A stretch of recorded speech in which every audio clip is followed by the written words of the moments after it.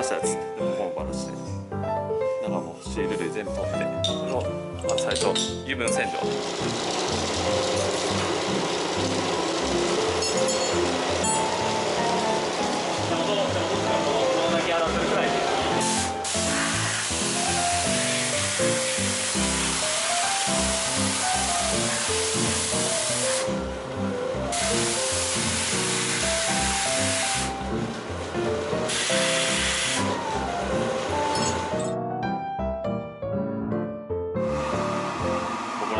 取れる予定で。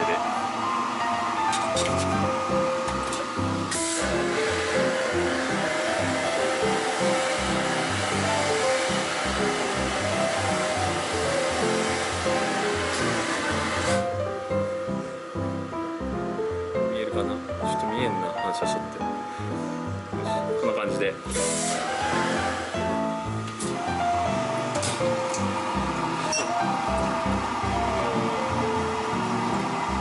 見えるかな、細かいところが成長できて、サビとか取ってじゃあ OK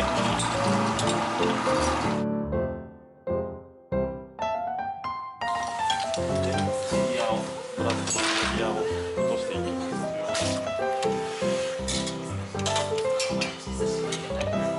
じゃあ手ちゃうんだ。